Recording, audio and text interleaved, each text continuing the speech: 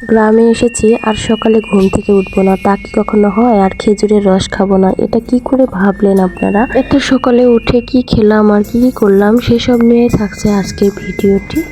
গ্রামে এসে অনেক সকালে ঘুম থেকে উঠলাম, কারণ খেজুরের রস খাবো আর খেজুরের পাটালি কিভাবে বানাই সেটাই দেখার জন্য। তারপরেও আমি দেখতে পেলাম না, চারিদিকে অনেক কুয়াশা ছিল, এত অন্ধকার ছিল যে কিছু দেখাই যাচ্ছিল না। জিসানের নানি যে হেঁটে যাচ্ছে আর আমি তাদের পিছন পিছন যাচ্ছিলাম।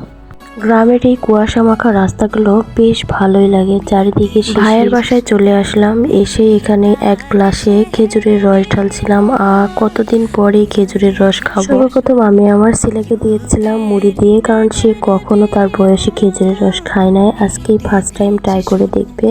মজা করে খাচ্ছিল আর বলছিল অনেক ভালো লাগছে, খুবই ভালো লাগছে। আমার আব্বা যখন বেঁচে ছিল তখন খেজুরের গাছ লাগাতো, আমাদের নিজের বাড়িতেই খেজুরের গাছ লাগানো হতো, গুড়ের পাটালি বানানো হতো, আমরা নিজে হাতেই বানাতাম। খাওয়া শেষ হলে আমি এক গ্লাস এখানে খেজুরের রস নিয়ে নিলাম, আর মশমশা মুড়ি দিয়ে খেজুরের রস খেতে কি যে ভালো লাগে। দীর্ঘ 1 বছর পর এই খেজুরের রস খাচ্ছি আমি, এত যে ভালো লাগছিল আমার। আর ঠান্ডা ঠান্ডা আবহাওয়ার মধ্যে খেজুরের রস, ওয়াও! যারা খেয়েছেন তারাই আসলে মজাটা বুঝবে। আর আমি এত ভোরে এসেছি, তারপরেও দেখি যে গুড় এখানে বানানো হয়ে গেছে।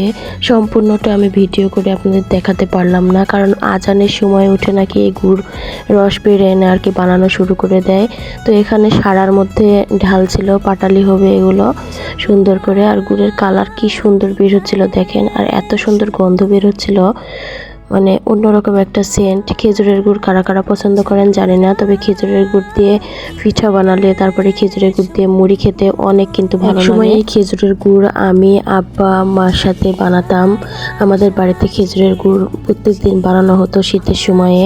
অনেক মিস করতেছি আমার আব্বাকে, আমার আব্বা নিজ হাতে এই খেজুরের গুড় তৈরি। এখানে গুড় সারাতে ঢালার পরে তারপরে একটু একটু করে বুক দেওয়া লাগে, আর সেগুলো আমি এখানে দিচ্ছিলাম অনেক দিন পরে। সেই ছোট্টবেলা পুরোনো দিনের স্মৃতিগুলো আমার মনে পড়ে যাচ্ছিল, যে আগে এভাবে আমি বাড়িতে গুড় বানাতাম আব্বার সাথে। আর তারপরে কিছুক্ষণ রাখার পরে এটা যখন জমে যায় তখন এই যে এইভাবে তোলা লাগে, কারণ বেশি যদি জমে যায় না তাহলে গুড়ের কালারটা সাদা সাদা হয়ে যায়। আর এইদিকে আমার ছোট মা দেখেন ছাগলের বাচ্চা কোলে নিয়ে কি আদর করছিল, গলায় আবার দেখি ঝুনঝুনিও আছে 2টা, কি ভালো লাগছিল যে দেখতে। তারপরে সবশেষে আমরা চলে আসলাম চায়ের দোকানে, কারণ জিসান এখানে দুধ চা খাবে।